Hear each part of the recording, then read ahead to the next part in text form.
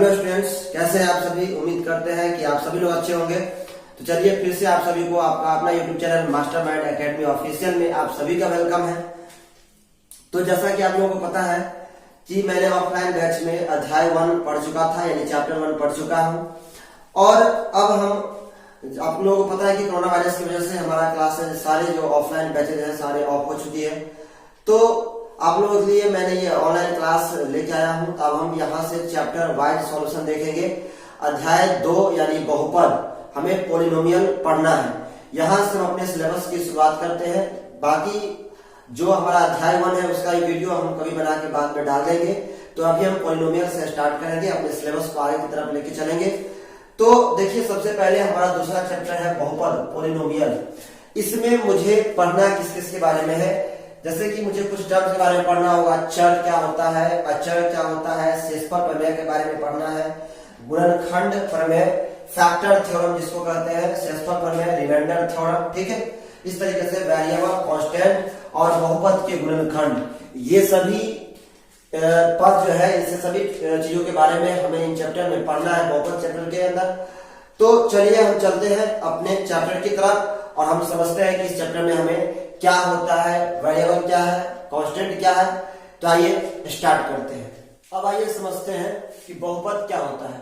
तो सबसे पहले बहुपद चैप्टर है, तो सबसे पहले हम बहुपद के बारे में समझते हैं कि बहुपद होता क्या है।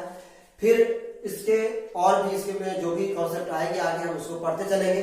तो सबसे पहले हम समझते हैं कि बहुपद क्या होता है, पॉलिनोमियल क्या होता है। तो एक ऐसा बीजीय व्यंजक, बीजीय व्यंजक आपने पहले की क्लास में पढ़ा होगा। बीजीय व्यंजक क्या होता है, जैसे कोई भी, जैसे हम ऐसे नियम लिख दिए x+3, 2x+3 लिख दिए, कुछ भी लिख दिया, जिसमें प्लस माइनस साइन के साथ कई सारे वेरिएबल्स और कांस्टेंट मिलके जुड़े हो, तो उसे हम बीजीय व्यंजक बोला जाता है। कुछ भी लिखा हो उससे हमें कोई मतलब नहीं है। लेकिन जब बहुपद के कॉन्सेप्ट में आते हैं तो इसमें कुछ कंडीशन होता है। कुछ कंडीशन में होगा बहुपद, कुछ कंडीशन ऐसा होगा जो नहीं होगा। यानी कुछ ऐसे बीजीय व्यंजक होंगे जो बहुपद होगा और कुछ ऐसे होंगे जो बहुपद नहीं होगा। तो यानी मैं बीजीय व्यंजक की बात करूं तो नॉर्मली उसमें कोई कंडीशन नहीं होता है। आप कुछ भी ऐसे करके जो मन करे आप लिख दे, तो इस तरीके से x+5, x-5 कुछ भी लिख दे तो यह एक बीजीय व्यंजक होता है। लेकिन पॉलिनोमियल में एक कंडीशन होता है, और वो कंडीशन क्या है देखिए।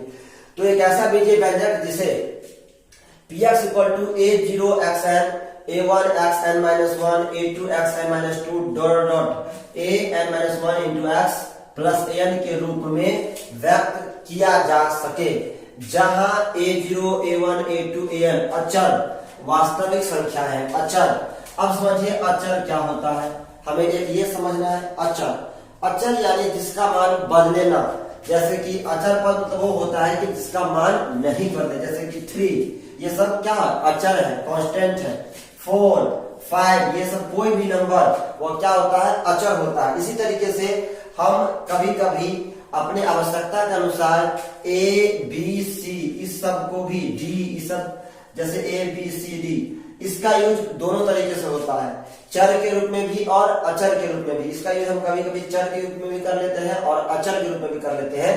तो यहाँ पर a0, a1, a2 अभी जो इसमें यूज किया गया है ये अचर के रूप में यूज किया गया है। यानी इसका यूज हम अचर के रूप में भी किया जाता है। अगर जनरल किसी भी बहुपद का या किसी भी फंक्शन को अगर व्यक्त करना हो तो वहां पर a, b, c को हम एक कांस्टेंट के रूप में मान के चलते हैं।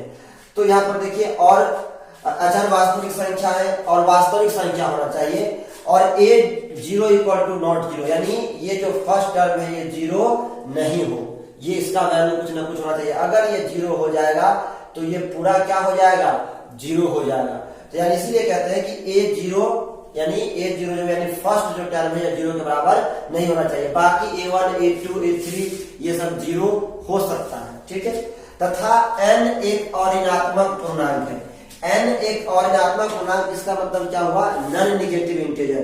यानी n की वैल्यू 0 से लेकर के 1, 2, 3 इस तरीके से धनात्मक दिशा में होगा, यानी प्लस इनफाइनाइट तक जाएगा। 0, 1, 2, 3, 4, 5, 6 निगेटिव कभी नहीं हो सकता। ये सबसे इंपॉर्टेंट पॉइंट है कि n एक और ऋणात्मक पूर्णांक है यानी पूर्ण संख्या है, यानी 0 1 2 3 हो सकता है n का मान। निगेटिव n का मान कभी भी नहीं हो सकता। अगर n का मान निगेटिव होगा तो वह बहुपद नहीं होगा। अभी समझेंगे आगे हम। तो n और ऋणात्मक पूर्णांक है और चर x में एक बहुपद है, तब यह कहलाएगा कि चर x में बहुपद है। यानी यहाँ पर जो x है ये वेरिएबल के रूप में यूज हुआ है। तो ऐसा हम हो सकता है कि जैसे ये बहुपद है तो इसमें मैंने किस वेरिएबल का यूज किया है, किस चर का यूज किया है, x का। इसीलिए हम कहते हैं कि यह x में चर x में एक बहुपद है। हो सकता है y में हो, जैसे हम इसको px, जनरली इसको fx से भी डिनोट किया जाता है। कोई जरूरी नहीं कि यहाँ हम px से ही डिनोट करेंगे, इसको वही fx से भी डिनोट किया जाता है, gx से भी डिनोट करते हैं। तो आपको जैसे चाहो, जैसे कि मैं px gx ये कहना चाहता है कि पोलिनोमियल इन x, या कोई पोलिनोमियल को हम f से भी डिनोट करते हैं, यानी कोई फंक्शन है x में या कोई भी पोलिनोमियल है x में, तो नाम कुछ भी दे सकते हैं। वैसे जनरली px ही ज्यादा इंपॉर्टेंट है, इसके लिए ज्यादा हम यूज करते हैं, जनरली यूज होता है px का पोलिनोमियल के लिए। तो अब देखिए, सबसे पहले समझिए कि कांस्टेंट और वेरिएबल क्या होता है, इसको यहां समझ लेते हैं। कांस्टेंट मतलब जिसका मान ना बदले, यानी अचल, यानी कोई भी चीज जैसे कि 3 4 5 एनी डिजिट हो, ये सब का वैल्यू क्या होता है, फिक्स होता है। ये 3 कभी 4 नहीं हो सकता, 4 कभी 3 नहीं हो सकता, ये फिक्स है, ये कांस्टेंट जो नहीं बदलता। इस तरीके से हम a b c, इस तरीके से t k को भी हम कांस्टेंट के रूप में जनरली यूज किया जाता है। तो अकॉर्डिंग टू एक्सप्रेशन कॉन्टेक्स्ट हम देखेंगे कि उस समय क्या होगा नहीं होगा, उस परिस्थिति में देखा जाता है कि हमने a का यूज किया है कांस्टेंट के रूप में कि वेरिएबल के रूप में। और x y z जो है जिसे हम कहते हैं वेरिएबल, चर, जरा इसको समझते हैं, वेरिएबल जिसको चर बोलते हैं। तो ये x y z जनरली ये सब चर के रूप में ही यूज होता है। x y z सब जनरली चर में, वेरिएबल में, यानी x y z की वैल्यू कुछ भी आ सकती है, वहां से उसका वैल्यू निकल के आता है। यानी जब भी हम किसी क्वेश्चन को, किसी पॉलिनोमियल को, किसी इक्वेशन को सॉल्व करते हैं तो x y z का वैल्यू निकल के आता है। तो यह एक वेरिएबल होता है, इसका मान कुछ भी आ सकता है, जैसा क्वेश्चन होगा उस क्वेश्चन के ऊपर डिपेंड करता है। तो जिसकी वैल्यू फिक्स ना हो तो उसे हम कहते हैं चर, और जिसकी वैल्यू फिक्स हो कांस्टेंट तो उसे हम कहते हैं अचल, कांस्टेंट कहते हैं। क्लियर है? तो यहां तक आपको समझ में आ गया होगा। अब हम कुछ एग्जाम्पल देखते हैं कि कौन बहुपद होता है और कौन सा बहुपद नहीं होता है। ये हमारा इंपॉर्टेंट पॉइंट है, यहाँ से हमारे चैप्टर में भी क्वेश्चन है और पेपर में भी क्वेश्चन आते हैं। आप चैप्टर में भी के माध्यम से आप सॉल्व कर सकते हैं। जैसे आप देखिए, मैं एक लिखता हूं, यहाँ से 2x + 3 लिखा, इसका नाम हम क्या दे सकते हैं, px दे सकते हैं। क्यों दे सकते हैं px? क्योंकि x में एक पॉलिनोमियल है। इस तरीके से हम y में भी लिख सकते हैं, जैसे कि मैंने लिख दिया 3y² + 2y + 5, तो इसे हम लिख सकते हैं यह एक बहुपद है, किसमें, y पे, y में बहुपद है, यानी y किस चर का है, y चर का है। ठीक है, चर y में है, ये चर x में है, तो यह एक px है x वेरिएबल का, ये है y वेरिएबल का। लेकिन बहुपद है कि नहीं, तो सबसे हमें पहले ये गौर करना होगा इन चीजों में कि ये बहुपद है कि नहीं। इसके लिए कि आप ये समझिए पहले कि यहां पर इसके डिफिनेशन क्या कहता है। डिफिनेशन ये कहता है कि a1 a2 a3 तो अचर है, तो हमें इससे कोई लेना देना नहीं है, ये 2 है ये 3 है, बिल्कुल अचर है। अच्छा, और सबसे मेन चीज है कि n डिसाइड करता है, n का मान, कि यह बहुपद होगा या नहीं होगा। तो n मतलब यहाँ पर क्या था, जो वेरिएबल था उसका पावर, देख रहे हो, जहां भी n है मतलब वेरिएबल का वो पावर है। तो यहाँ पर x का पावर कुछ नहीं है, मतलब x का पावर क्या है, 1 है, यानी 2x1 + 3, और यहाँ पर कुछ नहीं है, इसका मतलब हम इसको ऐसे लिख सकते हैं 3x का पावर 0, ऐसे लिख सकते हैं। ठीक है, जैसे मैंने यहाँ लास्ट टर्म में लिखा था, ऐसे भी आप लिख सकते हैं, या नहीं लिखेंगे फिर भी कोई बात नहीं होता। तो इसे देखिए, यहाँ पर n की वैल्यू कितनी है, 1, जो कि संभव है, n की वैल्यू नॉन नेगेटिव इंटीजर में आता है, क्योंकि धनात्मक प्लस लिखे, तो इसलिए यह एक बहुपद होगा। यहाँ भी आप देख सकते हैं y का वैल्यू यहाँ पर 2, y का पावर यहाँ पर 2, यहाँ पर y का 1। ठीक है, तो ऐसे दे सकते हैं कि यहाँ जो वेरिएबल y में है तो y का वैल्यू यहाँ पर 2 1 है, यानी और ऋणात्मक पूर्णांक है, तो यह भी एक बहुपद होगा। अच्छा, आपसे कोई क्वेश्चन करे कि बताओ 5 बहुपद है कि नहीं है, तो 5 बिल्कुल बहुपद है। कैसे बहुपद है? तो 5 के साथ हम 5x टू दी पावर 0 हम लगा सकते हैं, यानी किसी भी चीज का पावर अगर 0 होता है तो उसका वैल्यू 1 होता है, यानी 5 को हम 5 इंटू 1 लिख सकते हैं और 5x टू दी पावर 0 लिख सकते हैं। यह एक बहुपद होता है। कितने डिग्री का? 0 डिग्री का। अभी हम डिग्री निकालना सीखेंगे, घात निकालना सीखेंगे। फिलहाल हम समझते हैं कि यानी कोई भी पूर्णांक अपने आप में एक बहुपद होता है, यानी जितने सारे पूर्णांक है, जितने इंटीजर है, सब अपने आप में एक बहुपद है। ठीक है, सारे पूर्णांक, यानी जितना भी आप कह सकते हैं, तो जितने यहाँ पर हमारे रियल नंबर है, वास्तविक संख्या है, सारे वास्तविक संख्या अपने आप में एक पूर्णांक, क्या कहते हैं उसको, पॉलिनोमियल होता है, बहुपद होता है। सारे रियल नंबर वास्तविक संख्या है, अपने आप में एक बहुपद है। तो ये हमें समझना था। अब दो चार और एग्जाम्पल लेते हैं कि कौन सा बहुपद है और कौन सा बहुपद नहीं है, जरा उसको समझते हैं। उम्मीद करते हैं कि ये डिफिनेशन आपको समझ में आया होगा।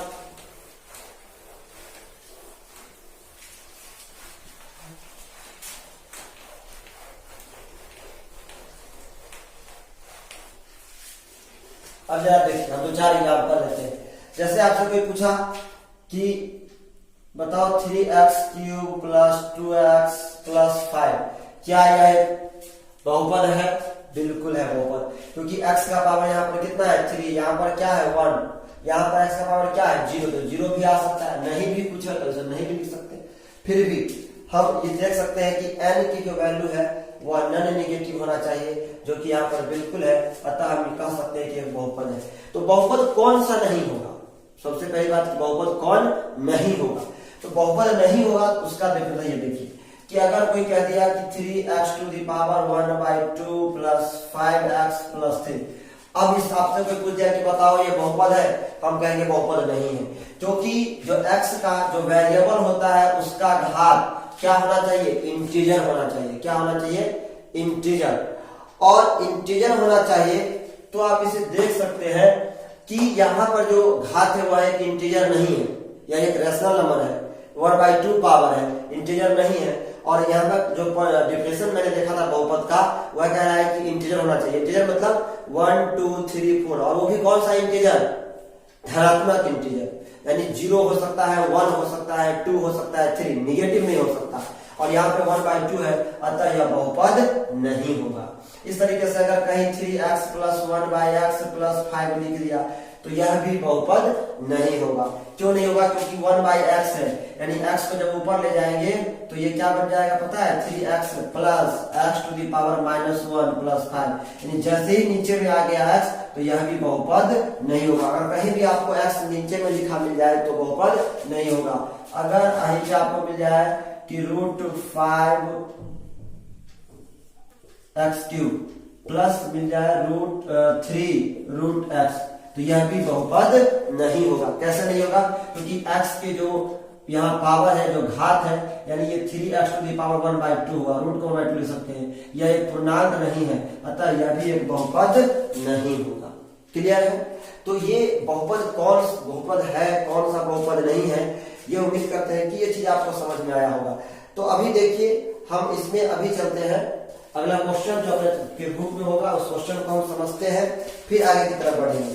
तो आपके बुक में जो पहला क्वेश्चन है, जरा हम उस क्वेश्चन को समझने का प्रयास करते हैं, फिर आगे देखेंगे। आप जरा सा इसको देखिए, क्या है इसमें।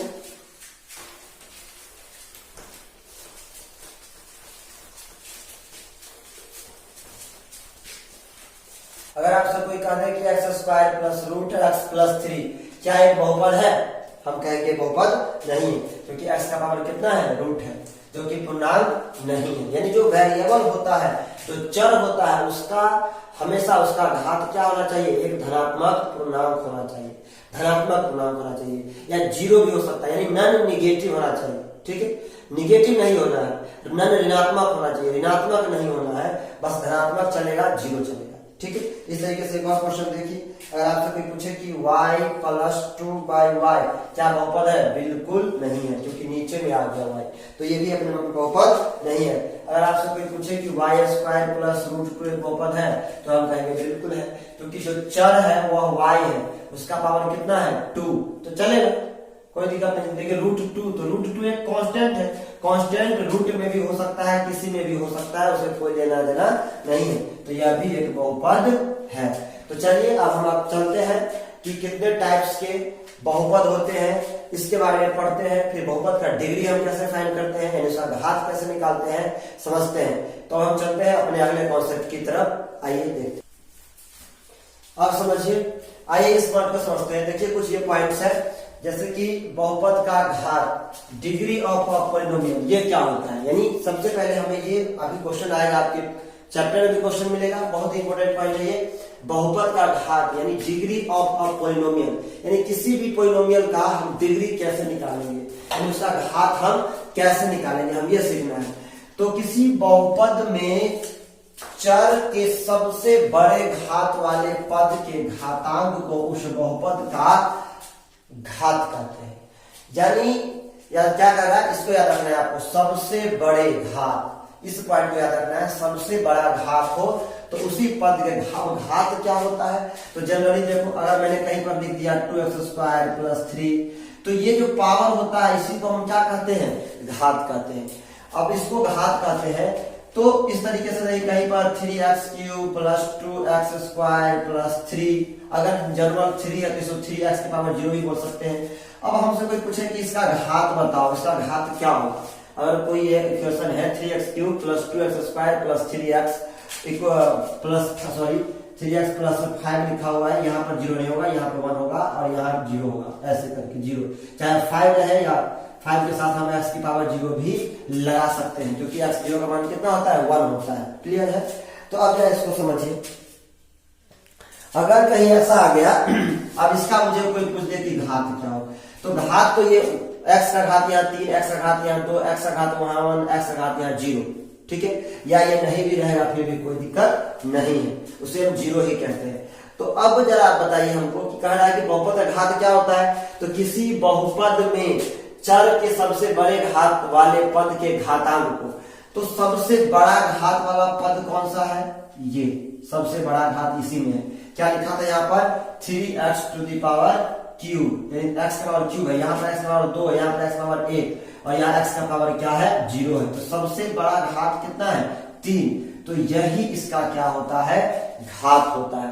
यानी इस बहुपद का घात अगर आपसे कोई पूछे तो क्या कहोगे, 3 घात होगा इसका। अगर आपसे कोई इसका पूछे कि 2x² + 3 का घात बताओ, तो कितना होगा, 2। इस बहुपद का घात अगर कोई पूछे कि इस बहुपद का घात मुझे बताओ, तो क्या होगा, 2 इसका घात होगा। तो यही आपको समझना है, ये तो वही यहाँ पर से समझते हैं।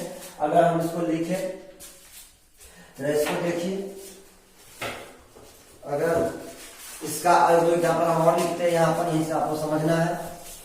अगर हम जैसे कि मैंने अगर यहाँ पर लिख दिया 5x³ + 2x² + √3x + 6, इसका घात आपसे कोई पूछे तो देखो सबसे ज्यादा घात कहाँ है, यहाँ। तो यही इसका क्या होगा, घात होगा। यानी इस बहुपद का घात हुआ 3। तो इस तरीके से घात मतलब उसमें जो चर आया है, चाहे चर x होगा, चाहे चर y वाला चर बहुपद होगा, चाहे x में बहुपद होगा, तो उसमें उपस्थित जो चर है उसका जो मैक्सिमम घात होता है वही उसका क्या होता है, घात होता है, वही उसका घात होता है। यानी उसकी उस घातांक को हम करते हैं, इसका घातांक 3 है तो यही होगा। क्लियर है, उम्मीद करते हैं कि आपको समझ में आया होगा। अब हम चलते हैं बहुपद का पद क्या होता है।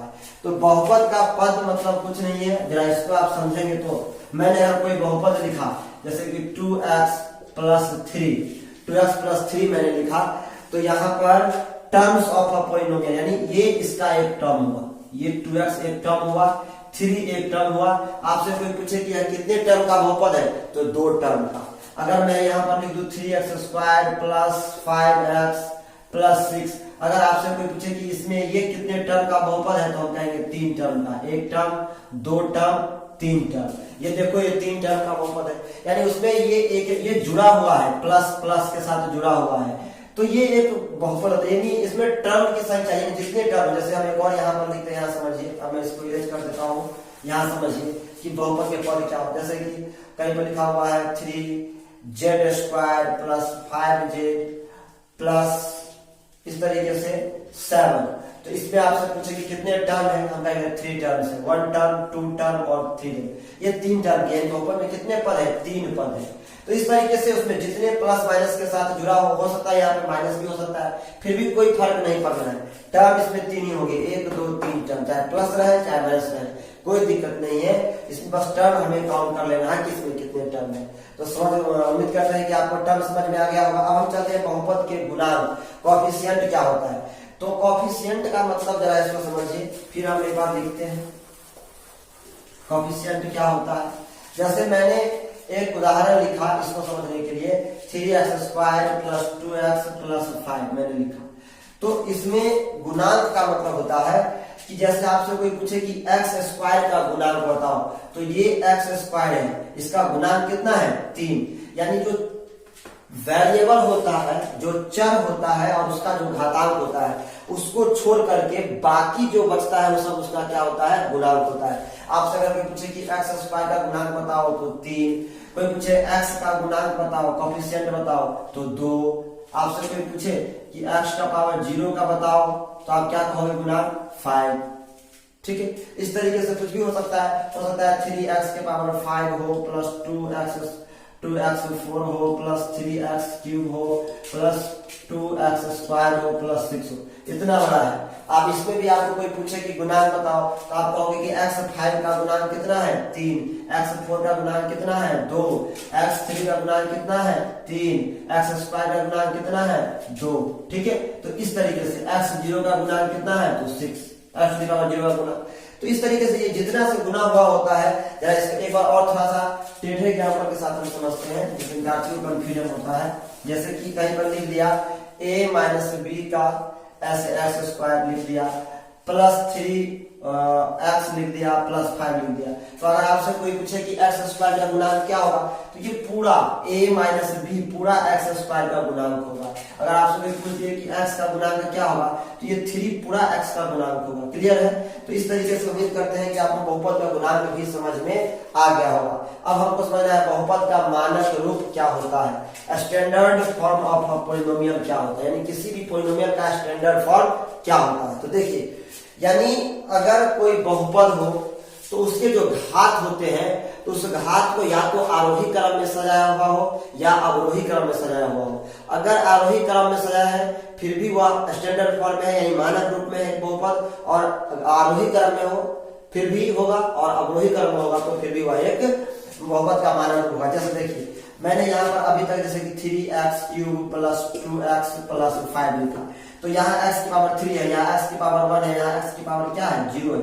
तो मैंने देखो इसको क्या किया, आरोही क्रम में लिखा, घटते हुए क्रम में लिखा। 3 सबसे पहले 3 घात को लिखा, फिर मैंने 1 घात को लिखा, फिर मैंने 0 घात को लिखा। तो यह क्या हुआ, मानक रूप हुआ। इस तरीके से अगर आप बढ़ते क्रम में भी लिख सकते हैं, जैसे कि 5 लिख लिया आपने 2x की पावर 2 लिख दिया, आपने 3x की पावर 3 लिख दिया।